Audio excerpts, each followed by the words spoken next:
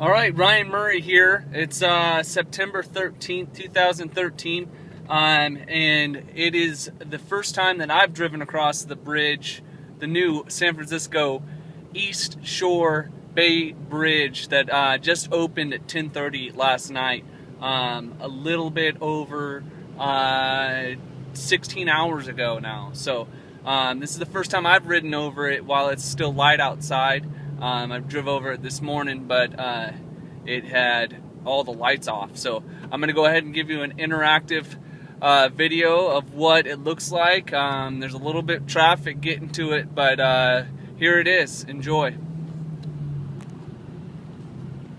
As we're coming out of the tunnel, they put new lights in. Off to the right there is where the old bridge was, and that was the old S-curve that they put a temporary section in order for us to be able to drive on it. So now we are approaching the new bridge, and it looks like we got this new suspension part coming up, and we are reporting live, or I am alive, that's for sure.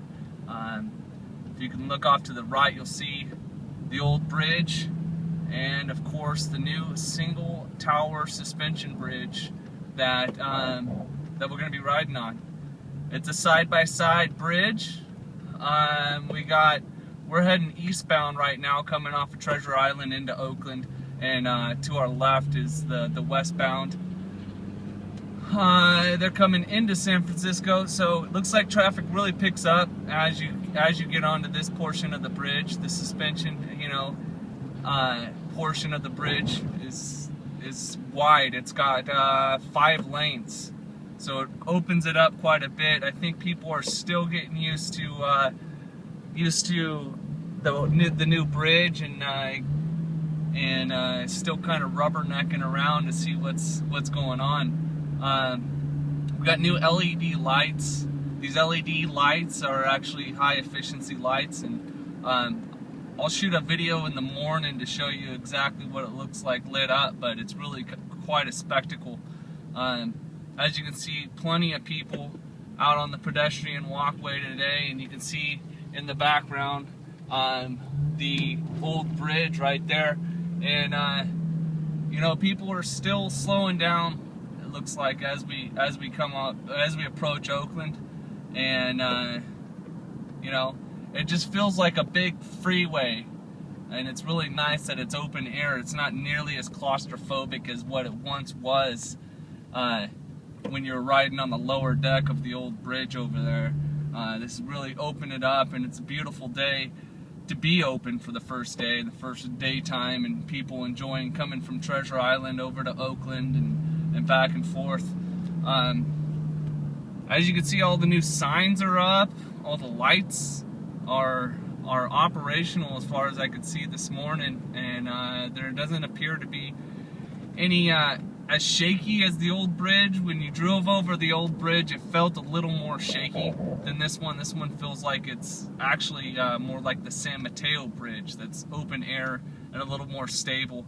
You can't really tell that there's actually saddles in the piers, that they put these temporary shims and saddles on the base of this bridge above where the piers are, because they had major issues with the bolts snapping, and so with that, with the bolt snapping, they were risking not opening this new bridge and meeting their deadline.